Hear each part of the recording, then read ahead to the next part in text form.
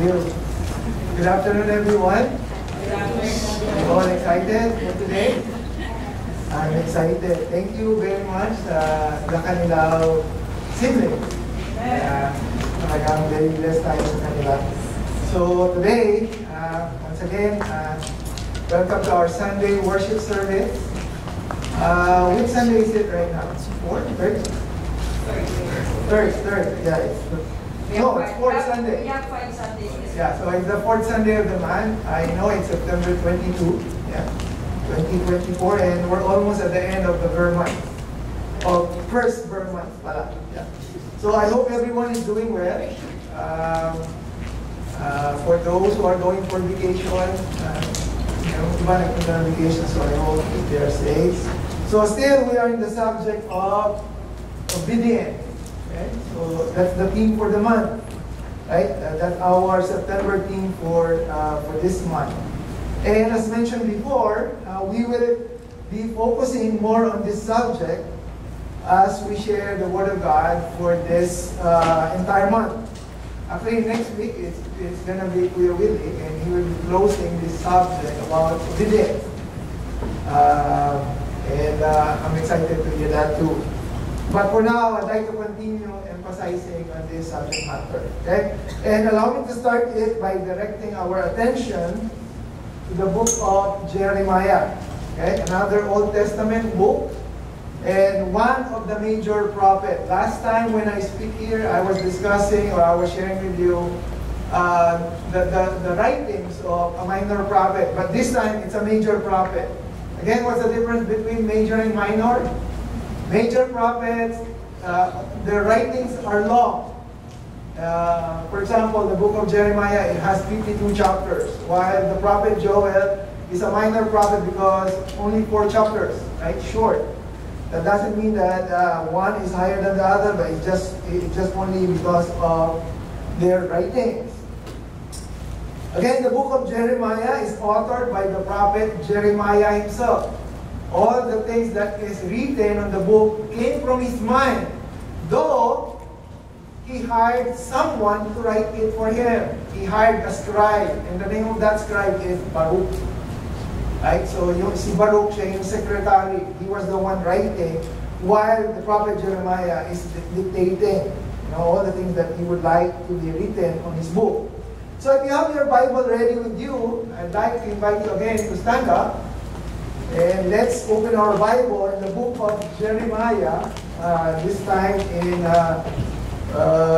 chapter 1.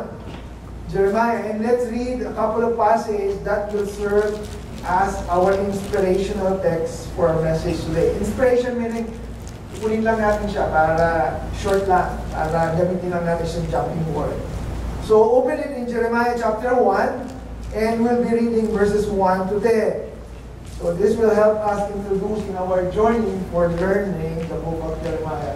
So I have in Jeremiah chapter 1 verse 10, and you could simply follow along with me through here. This is what it says. The words of Jeremiah, son of Hilkiah, one of the priests of Anatot, in the territory of Benjamin, the word of the Lord came to him in 13 years of the reign of Josiah, son of Amon, king of Judah, and through the reign of Jehoiakim, son of Josiah, king of Judah, down to the 5th month of the 11th year of Zedekiah, son of Josiah, king of Judah, when the people of Jerusalem went into exile. In verse 4, the word of the Lord came to me saying, Before I formed you in the womb, I knew you. Before you were born, I set you apart. I appointed you as a prophet to the nations. Alas, sovereign Lord, I said, I do not know how to speak. I am too young. This is how Jeremiah responded. But the Lord said to him, Do not say, I am young. I am too young. You must go to everyone I send you and say whatever I commanded you. Do not be afraid of them, for I am with you, and I will rescue you, declares the Lord. Then the Lord reached out his hand and touched my mouth and said to me, I have put my words in your mouth. See, today I appoint you over nations and kingdoms to uproot and tear down, to destroy and overthrow, to build and to plant. There you go. Sorry. So that's the scripture passage that we're going to use as our inspirational. So let's remain standing for our opening prayer. So let's give this time first to the Lord in a word of prayer. Let's pray. Our Heavenly Father God, Lord, once again, we are so grateful and thankful, Lord God, for you gathering us here all together, Lord. First and foremost, to praise you, to worship you, Lord God, and to give you glory and honor in our midst. Lord, at this portion of our service, we pray, Lord God, that you will be the one to be glorified as we study your word, Lord God, as we ponder, Lord God, the part of the scripture. I personally pray, Lord God, that you will only use me as your mouthpiece, Lord God, and you alone, Lord God, be glorified. I pray, Lord God, that you deliver your word, Lord God, be the preacher, Lord God, and be glorified in our midst. I entrust everything to you, Lord, in Jesus' name. Amen. Amen. And I take your seats. Again, the title of our message, Broken Cistern. Right? Pronounce it right. Broken Cistern. The face of disobedience. Lesson from the book of Jeremiah. Right? So last time, like what I said, I remember I discussed this topic. The curse of disobedience. That is from the book of the prophet Joel. Remember the curse? The thing that we discussed last time, the punishment of God through those, what do you call that? Locusts. Locusts, right? Remember the locusts? They ate all the livestock. Then what happens next? They lose all their properties as a result of their disobedience. Okay, so that is what we studied last time. But for today, we'll be looking on the face of disobedience, right?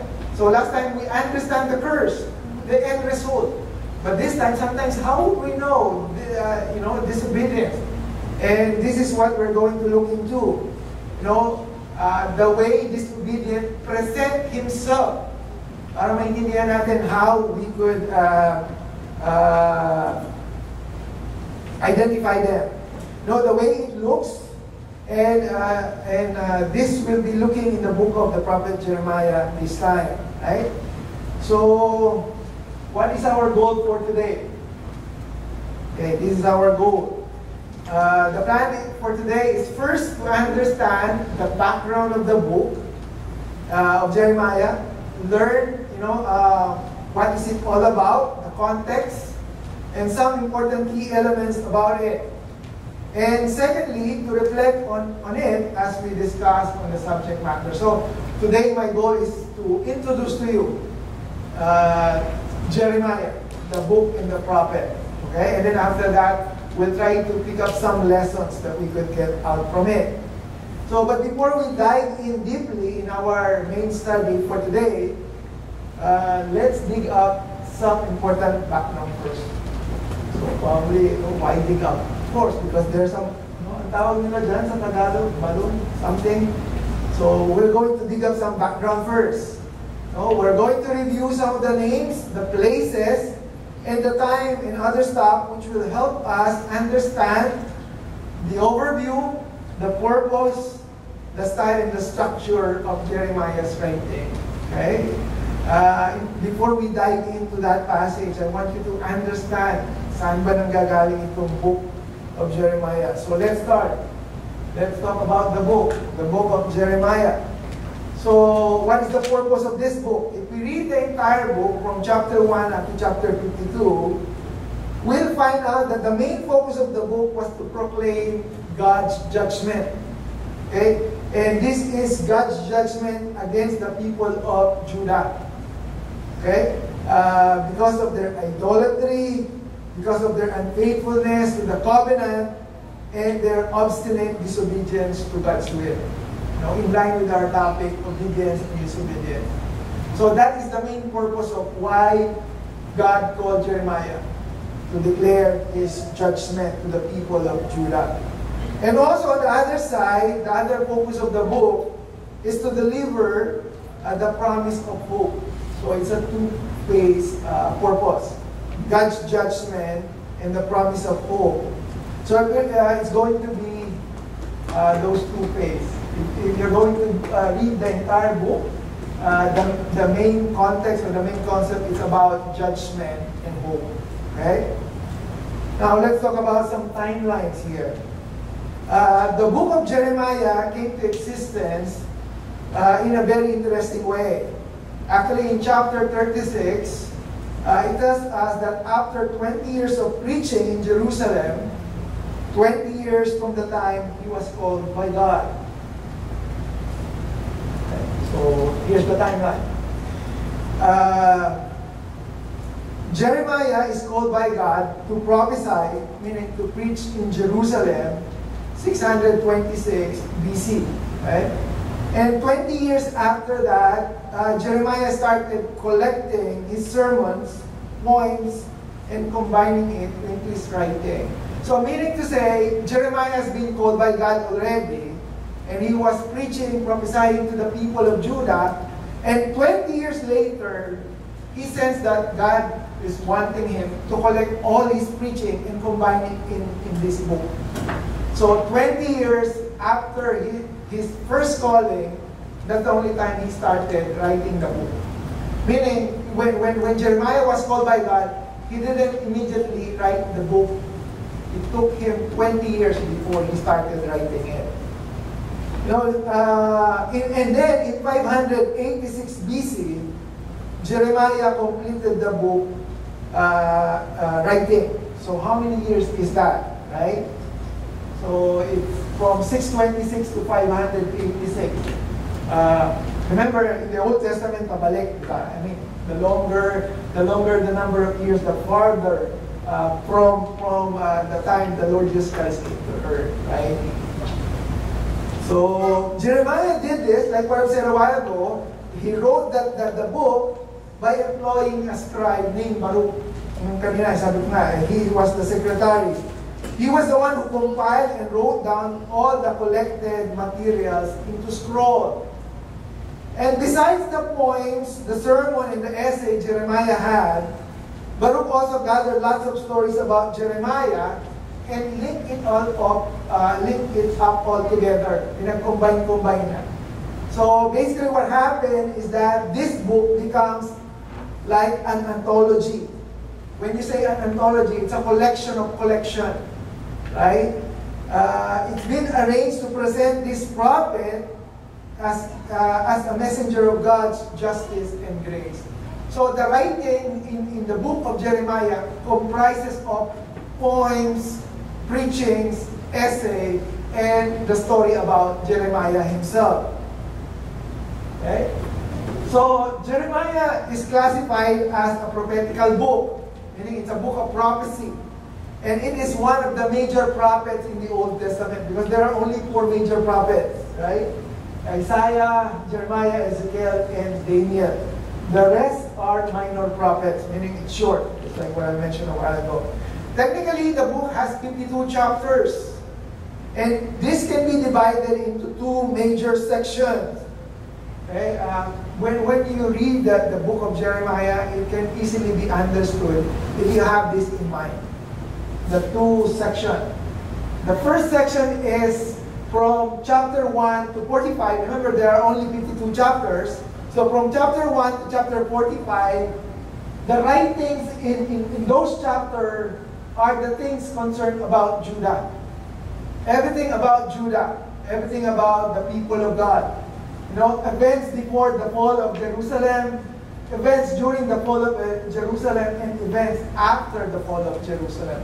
So from chapter 1 to 45, Jeremiah lists down everything, including the prophecy, the preaching, and everything like that. That is on the first portion of the book. And then the second portion is from chapter 46 up to 51, right?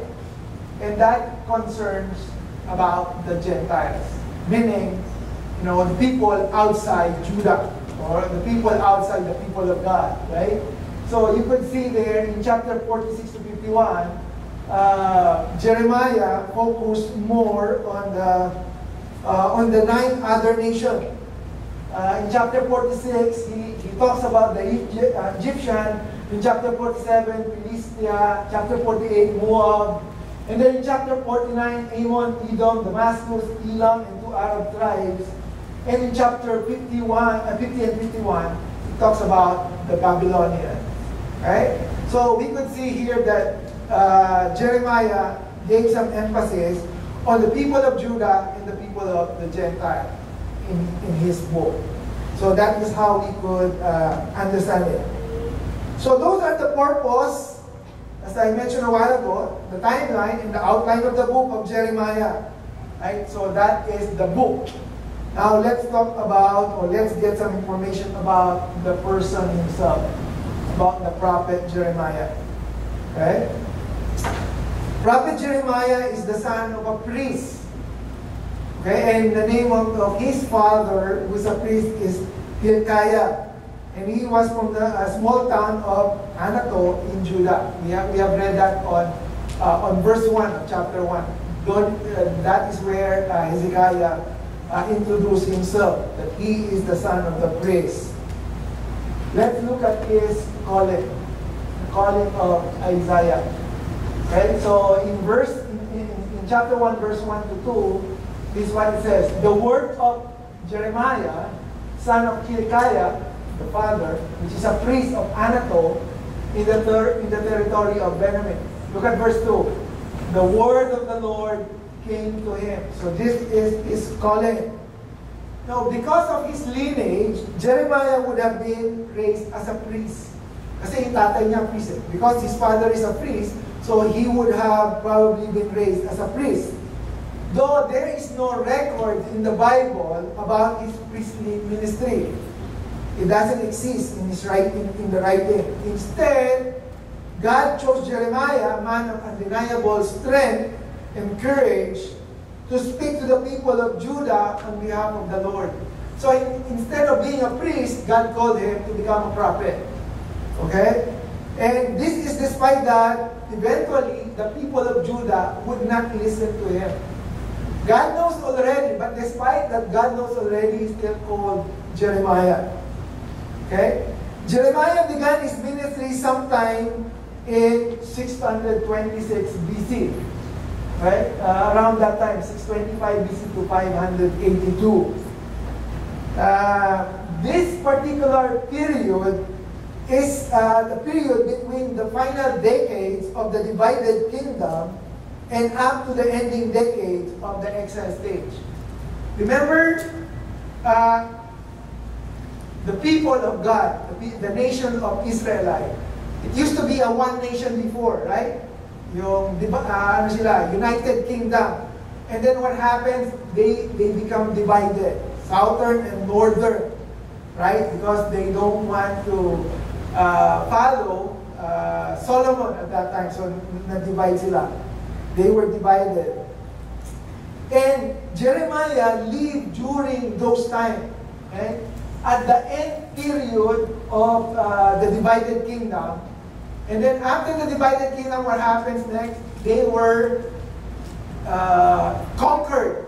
Right? They were conquered around 605 BC by the Babylonians.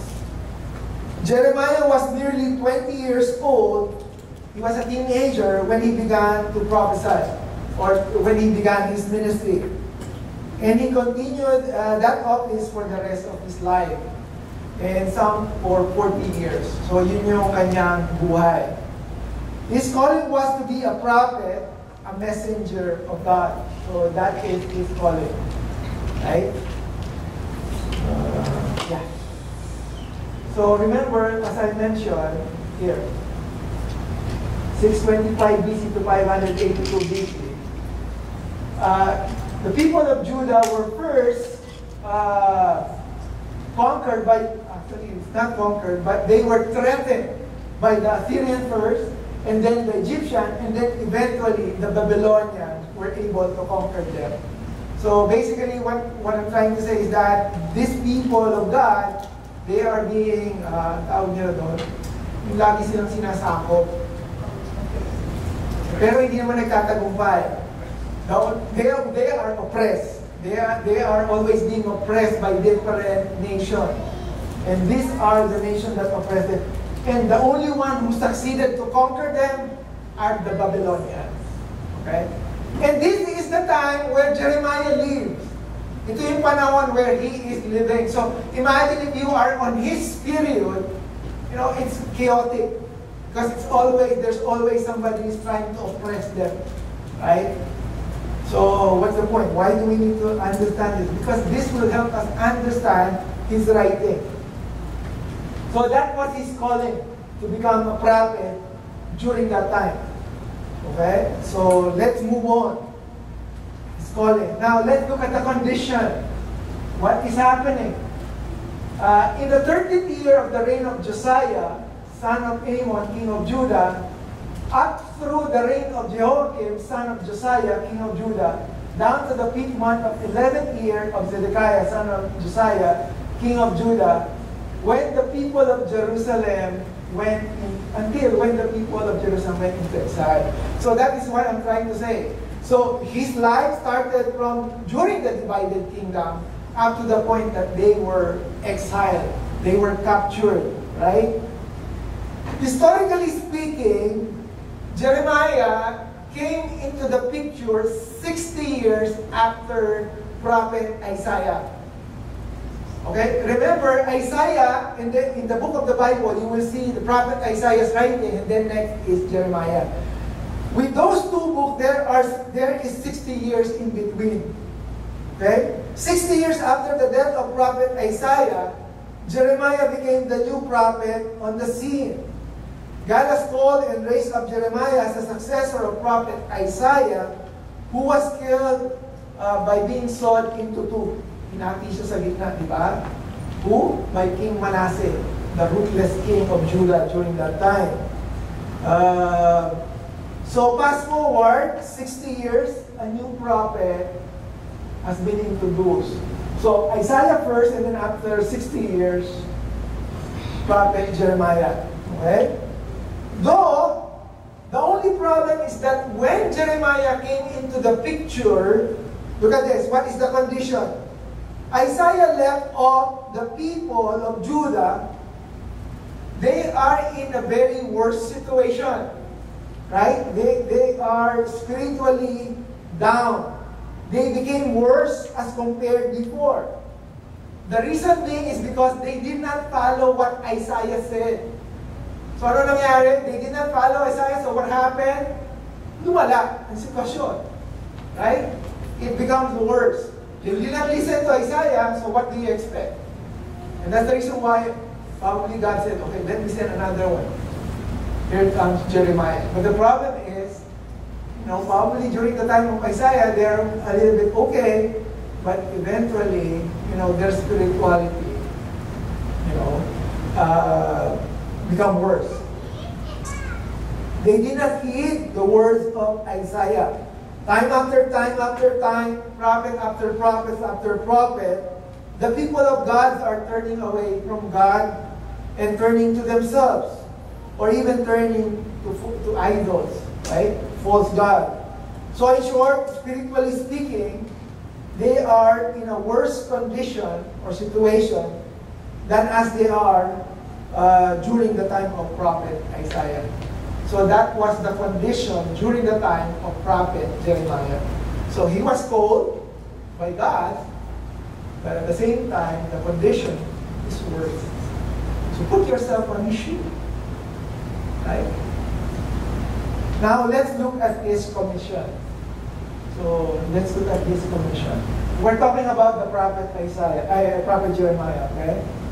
Because like what I said, that's my goal. I want to introduce prophet Jeremiah to you. Let's look at his commission.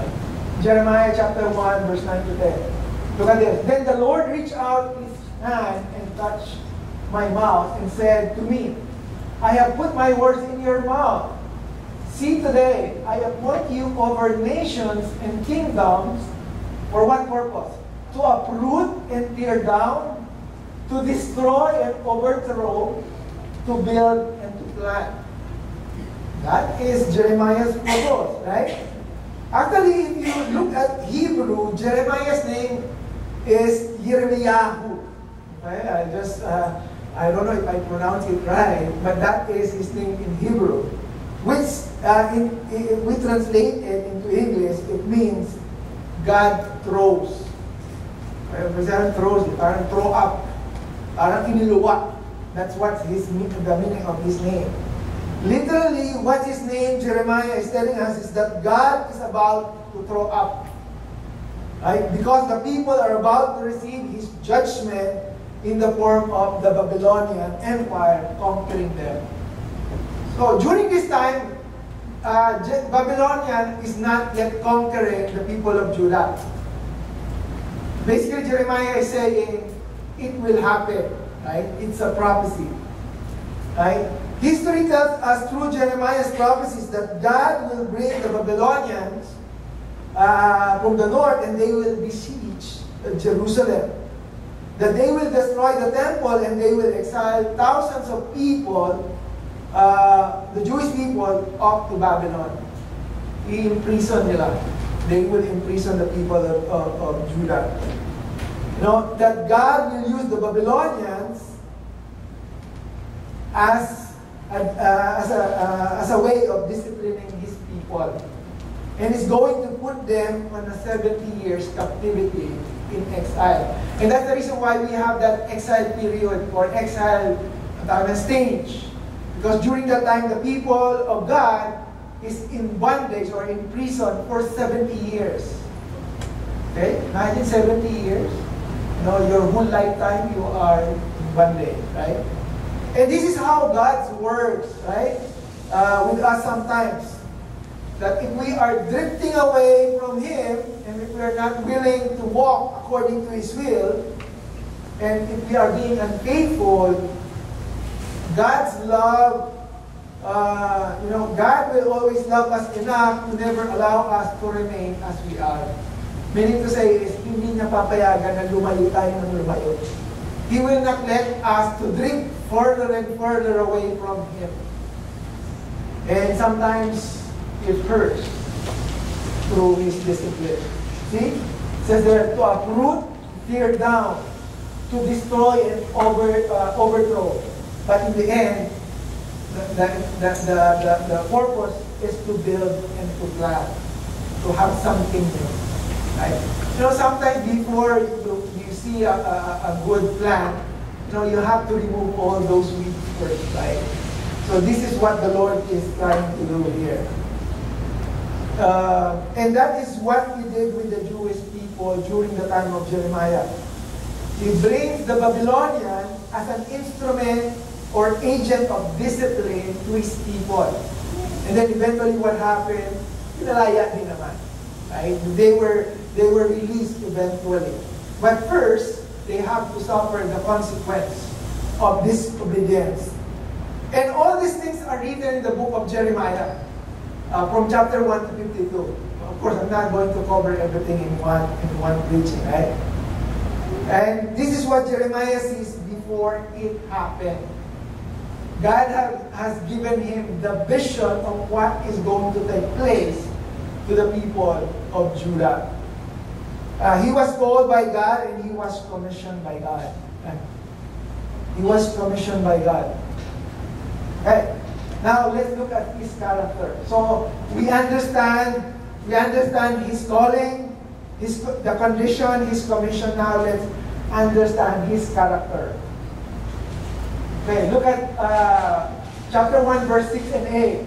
Alas, sovereign Lord, this is what Jeremiah said. I do not know how to speak. I'm too young. He was 20 years old during this time. But the Lord said to him, do not say, I am too young. You must go to everyone I send you and to say whatever I command you. Look at verse 8. Do not be afraid of them, for I am with you and I will rescue you, declares the Lord. So what can we see here from the character of Jeremiah? Jeremiah is kind of how can I say this? Parang, he's not too upfront, right? Parang siya, Lord, iba na lang. Or probably, Lord, send somebody. Probably with Brother God. See, Brother Darwin na lang, boy. That's what Jeremiah is saying. As a prophet, Jeremiah is a top prophet. Overall, of course, after reading the whole book, you will find out that he is not so. He's not that puso, but he's a top prophet. He is top in warning them about the judgment of God. Imagine if you would give them the judgment, you have to be tough. If you want to discipline the people of God, you have to be tough. But, listen to this, at the same time, Jeremiah, despite of being tough, is also very tender. Actually, we will find out that Jeremiah is also best known as the weeping prophet. Ano sa Tagalog ng weeping prophet? Iyakin. Right? He had said tough truth with them, but with tender tears. Right? Look at Jeremiah chapter 9, verse 1. I want to show you this to you so you could know who is Jeremiah. Here. That's why there's a tears in his eyes on the picture. It says there, Jeremiah chapter 9, verse 1, "Oh, that my head were a spring of water and my eyes a fountain of tears. Why? I would weep day and night for the slain of my people." So, ganun na lang. That's how Jeremiah is so compassionate with his people. He was feeling for his people. He has deep emotion for his own. So he was weeping constantly through his writing. Actually, I think when he was writing this letter, he was crying. Because he understands, the degree of God's judgment and the thing that the people is not listening. Sometimes I kind of feel that way too. Ilang beses ko na sinasabihan, but hindi pa rin nakikinig. How many times I have told them, but they're still not listening. And then when you discipline them, they will be upset with you. Right? So I guess this is the same feeling of Jeremiah. He was weeping constantly through his writing, and often in the scripture, we can see that if we read the gospel, Jesus is likened unto Jeremiah, the weeping prophet, because of the same compassion that Jesus had for the people that he ministered to. Remember, the Lord Jesus Christ is sometimes compared to Jeremiah as the way he have this compassion to the people. So this is Jeremiah's character. He's tough with truth, but he is tender in saying the truth, and he's tearful in his crying. He's weeping for his people. So, sabi nga nila, ano siya, yung matapang, pero at the same time, malambot ang puso. He's strong, but at the same time, he has soft-hearted. Most of the time in his preaching, it is as if that he is always saying, don't you understand that God's judgment is about to come? It is as if that is how he conveyed to the people na pagka nag-preach siya. As much as possible, he's just like pleading to them. Right? But unfortunately, what happened is that all his preaching, if you read the book, you will find out that all the message falls on deaf ears. Most of the people, they don't listen. When people hear what he says, they were offended. And they became rage towards Jeremiah. Why? Because he speaks the truth and he's warning them. That's the problem with some people. They don't want to hear the truth. And then sometimes they even doesn't want to hear some warning. But again, that is Jeremiah's character. He's tough, but he's soft, tender. He's the weeping prophet. That's why he's always crying. Now, let's look at his challenges. So, this is what is that? That is his character. Now, let's look at the challenges. His challenges. Chapter 32. I jump to chapter 32, verse 3. Now Zedekiah, king of Judah, had imprisoned him. They're saying, why do you prophesy as you do? Okay, King Zedekiah is questioning Jeremiah. You say, this is what the Lord says, I'm about to give this city into the hands of the king of Babylon, and he will capture it. Parang, the reason why he was put into prison, because he was prophesying against the king. He was telling the king, oh, you know what, that time will come that you will be conquered. And you know what the response of the king did? Oh, if that's your prophecy, let me put you on jail. That's what he did. That's what the kings did, right? Because of that, Jeremiah was in prison. And he was thrown into the pit. And he was considered a traitor by his own countrymen, all because of his intention to tell the truth. So sometimes, when you do the right thing, you become the enemy. You became the villain. Ikaw pa yung ipapakulong nila. Right? He was considered a political prisoner somehow. Jeremiah is cast into prison because he prophesied that the city should be taken of the king of Babylon. So what happened? They mistreat him, oppose him, and they suffer him greatly. Pinarusahan si Jeremiah. In fact, so much that God warns him even before. Look at this, in Jeremiah chapter 16. These are the challenges, okay? Number one, he was in prison. But before that, look at this. Challenge of his calling. In verse 16, chapter 16, verse 1 and 2, the word of the Lord came to him. What did the Lord say to him? You must not marry and have sons or daughter in this place. Lord, wait. You called me, but you don't want me to marry? And you don't even want to give me some, at least something that I could be, happy about? That's the word of the Lord. The Lord said, no, I don't want you to have a family. Why? Because I don't want you to suffer your family on the things that I'm going to do with the people of Judah. That's the reason, if you read the book. The Lord is simply saying, I don't want you to even get married and have kids because I don't want you to bring a wife and children into this calamity that I'm about to bring upon the people of Judah. Because God is expecting something, worse would happen. And if you marry, they will also suffer. God tells Jeremiah in advance, my wrath, my judgment is coming. I don't even want you to get married. I don't want you to bring a wife and kids into this sin. So, very challenging. Right? You want to serve the Lord, but, you will be put in prison. Good thing we have families here, right? But for him, it's very tough. And people doesn't realize that. We take it for granted, right? So, as we could see here, these are the challenges of Jeremiah. Jeremiah is personally feeling this and living it out. And at the same time, he's warning the people. Imagine that, he has this task of warning the people, and at the same time, there's some challenges. He was put in prison, and he was not allowed to have a family. But at the same time, he continued preaching.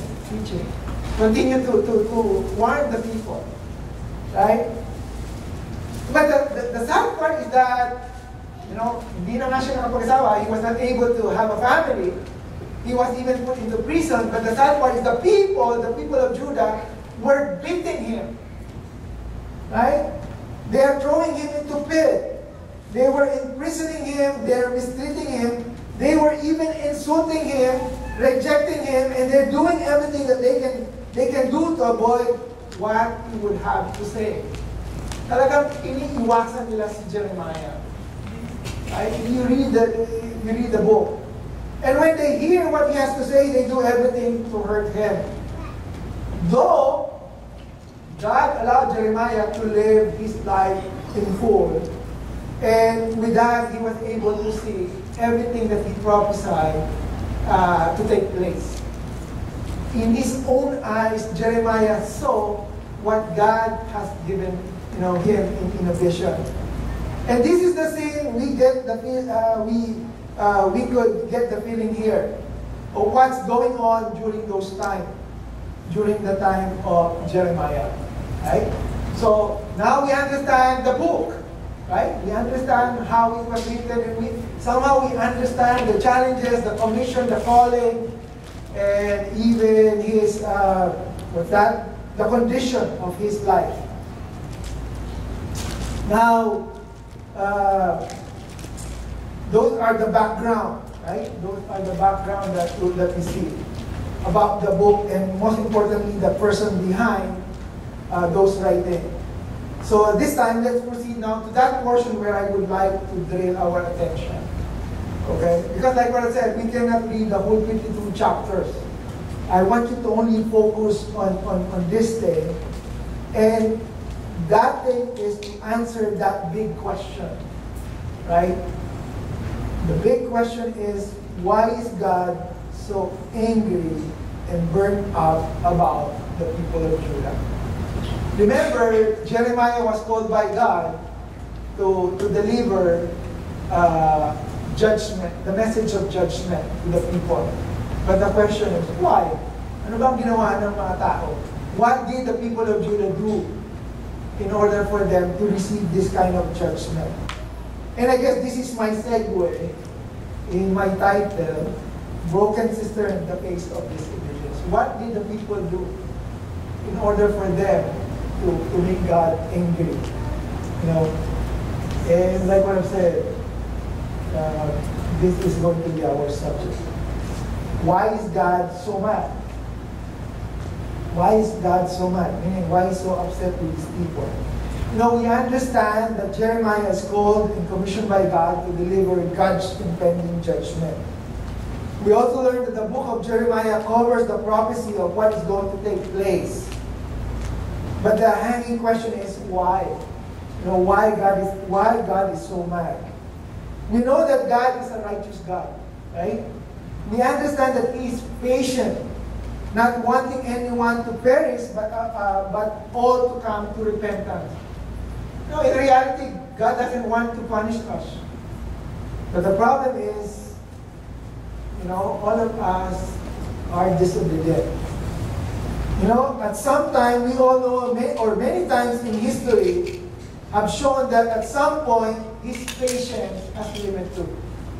May limit din naman yung patience ng Lord. We can only test the patience of God for sometimes or until such we will receive what we rightfully deserve. Right? God and His patience can be tested only for so long. Hindi yung lifetime. Okay? Many times in the Bible, the people of God have thrown off the prophets. They don't care what the prophet would say. They don't care about the Word of God. They don't care about judgment. In fact, they don't even believe judgment is coming. So they turn away from God. Right? And this is, in fact, we could see in the book of Jeremiah. Their sins were enumerated and they were all listed down. So if you read the book of Jeremiah, you could see all those problems, all those things that the people have done. But here's the kicker. Here's the verse that will help us understand all those problems. Okay? Let's read it.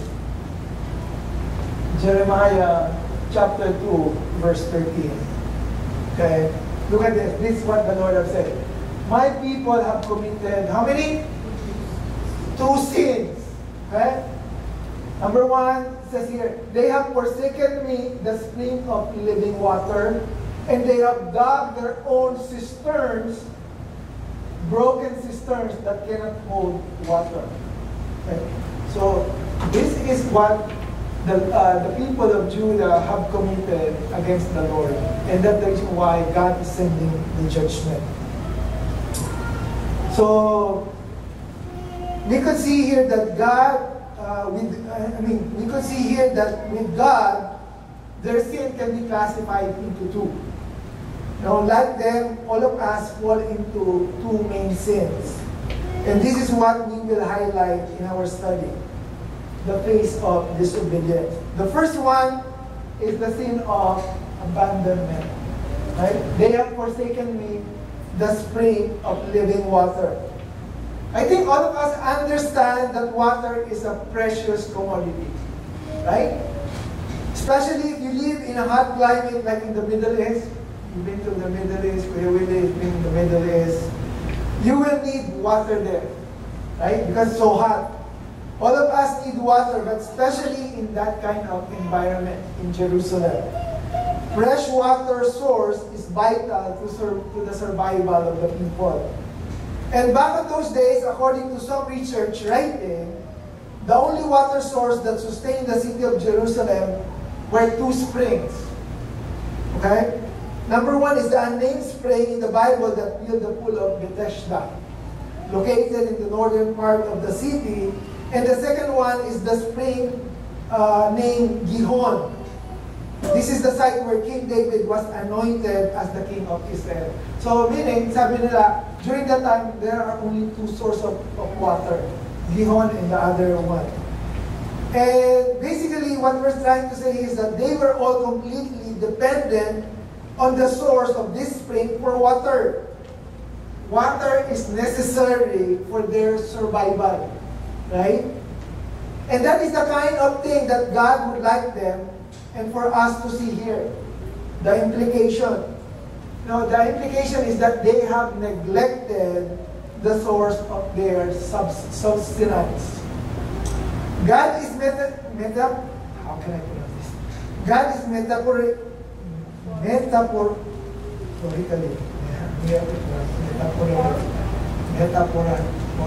Okay. Metaphor. Okay, from the root word metaphor. Okay. Okay. Metaphor saying here, basically God is saying, I am the living water, and you need me as much as you need water. Your very own survival. Right? Yun ang sinasabi ng Lord eh. Basically, yun lang naman ang ibig sabihin yan eh. Right? You have forsaken me. Just like, you have forsaken something that you need for survival. Now, medically speaking, we understand that medical science has proven that adult human being cannot survive water for 2 to 1 week. For 2 days to 1 week. Pag hindi daw tayo uminom, if we don't drink water within 2 days or to 1 week, we will die. I don't know among you who are from a medical field. If you don't drink water, you will die. Is that true? 3 days? If you don't drink water more than 3 days, you will die. See? Why? Because the human body consists of 70% water. So that, basically, what are you trying to say, Pastor? What I'm trying to say is that water is very vital. And this is basically what God is saying here. You need water, you need me. I'm the source of living water. And you, what the Lord said, you have forsaken me. Right? God is the source of life. He's the author of life, and He's the sustainer of life. And we should need Him like we need water. Though a lot of people don't see their need for God, many are spiritually dehydrated. Diba? Look at the person beside you. Mukhang dehydrated sila. Basically, they are not, but how about spiritually? Right? And this is the case, the people, this is the case of those people living during those times.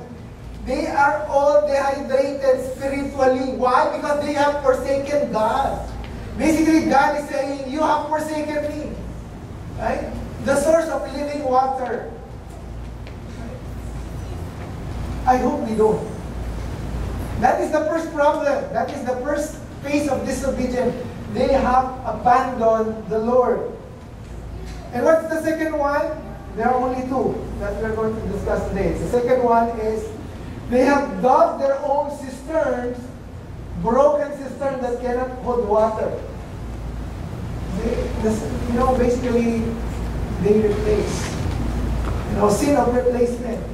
They turned to foreign idols. They turned to foreign gods. Basically, that's what this is metaphorically speaking. Okay, it's a metaphor. Basically, it's a symbolic statement that the Lord is just simply saying.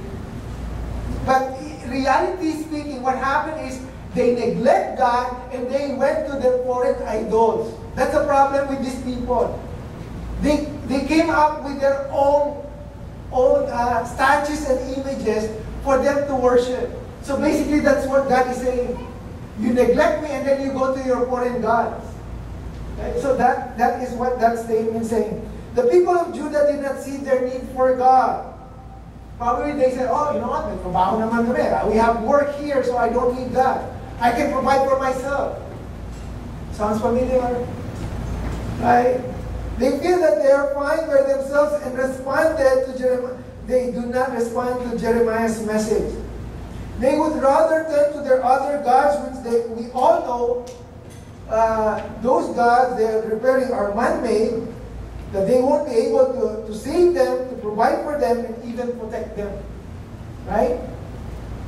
They have made gods out of their own hands and turn to them and worship them.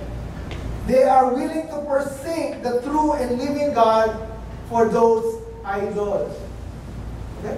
Don't get me wrong, it's not only those graven images.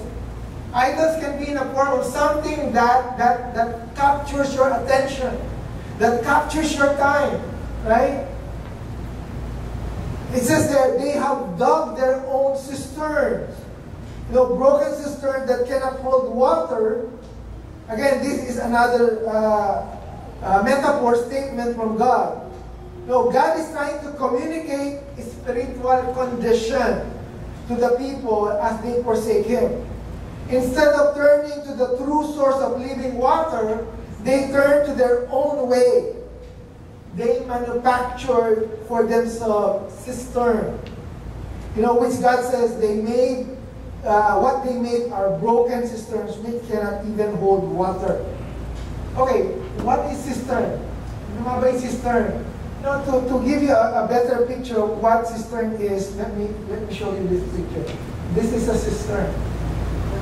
A cistern is a big, like a water tank during those times. There's no iron, there's no metal piece during those. I mean, probably there is, but they don't have this water tank that we have like nowadays, right? These are like water tank or big water jar underground. Okay, it's like balloon, sabi nga nila, an underground water tank or an underground huge water jar. Normally being dig out.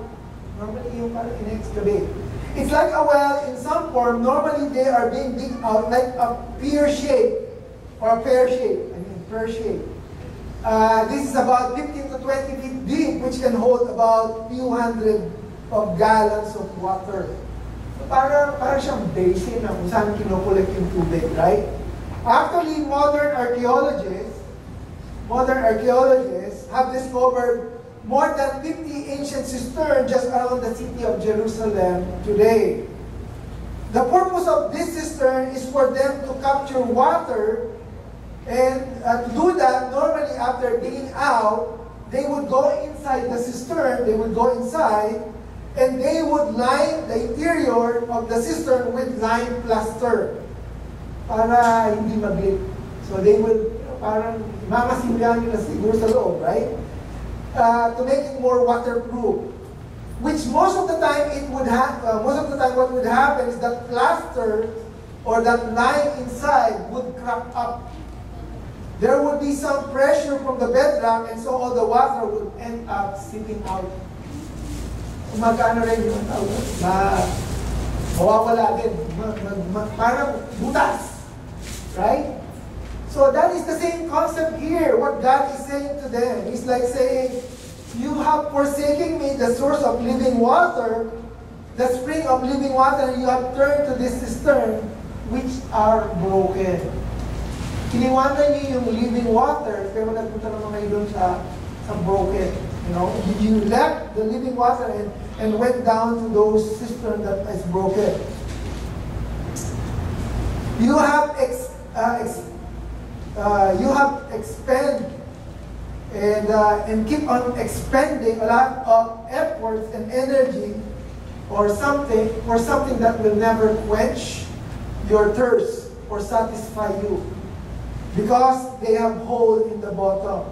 So basically what the Lord is saying is that, you are just wasting your time. You are doing something that in the end, it will not benefit you or it will not profit you. Why? Because it's butas. It will just, sit out.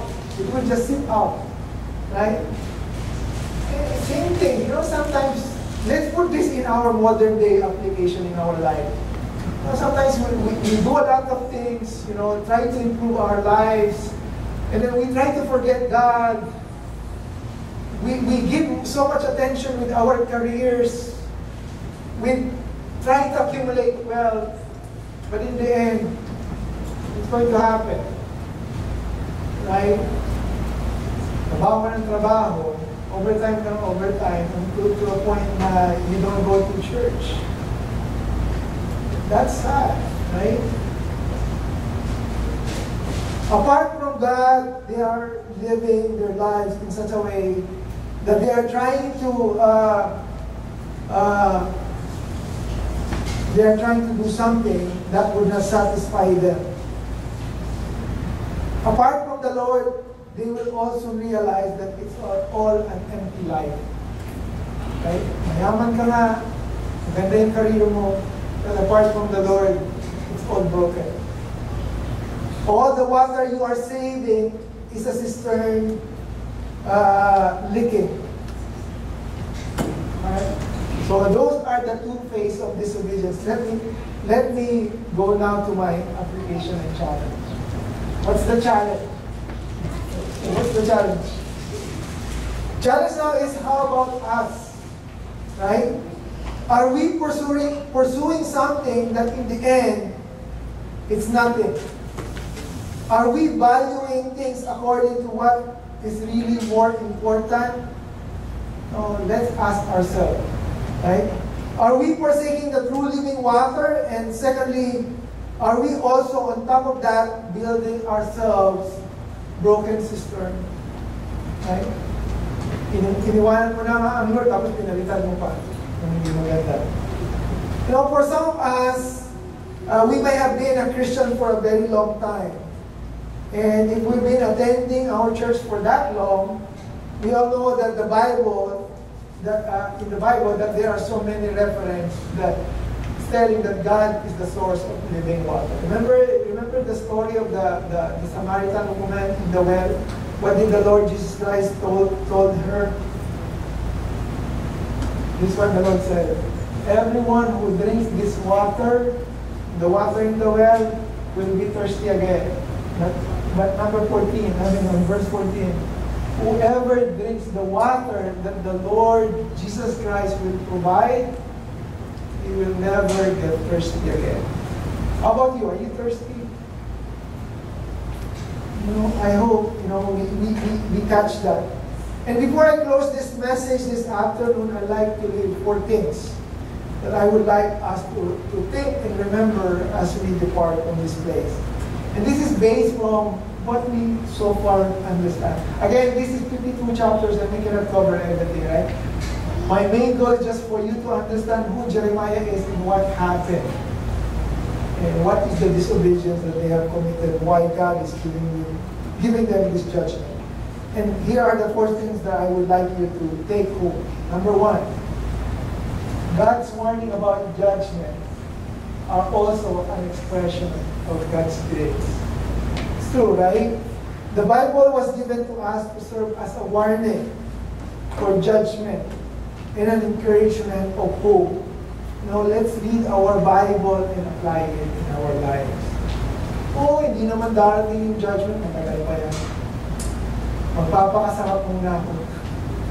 Right? But again, judgment is also an expression of God's grace. The reason why God is not giving you that judgment is because He is only extending that grace to you. Number 2, God is often a slow drip than a sudden flood. Huwag na natin hintayin na bumaha bago tayo, mag-prepare. Sabi nga nila, there's a saying, preventive is better than correction, right? Or maintenance. Let us not wait for the things to get worse. We have a choice. Let us rely on God, the true living water, and let us not stretch the patience of God. Because most of people, mabait naman ang Lord, God can always understand, right? But, there's a certain limit to God's patience. Just like what we have learned. Number 3, not every story ends with grace. Sometimes it ends with judgment. And I hope, we will not encounter judgment in the end, but rather grace. Let's not take it for granted and do not abuse God's grace. God is patient, but His patience is tied up to His righteousness. He will not let us drift away. He always have a way of bringing us back. Sometimes bringing us back will hurt us, but that will be good for us. And lastly, this is my last. Wala yung last. Let me just read it na lang. Yung last letter. Number 4, God, through His sovereignty, has given us the power to choose. So drink wisely.